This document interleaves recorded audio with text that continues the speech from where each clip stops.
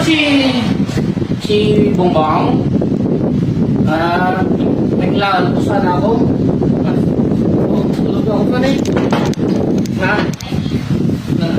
Naliligo ba? Ay, tapos na po kayo kumain? Kala ko po hindi pa kayo kumakain eh. Maaga po kayo kumakain? Wala po. Kumain na po ako. Salamat na lang po. Matagal po siya. Hindi po, sige po. Kumain na po kanina po. Kaya po po kumain, ha?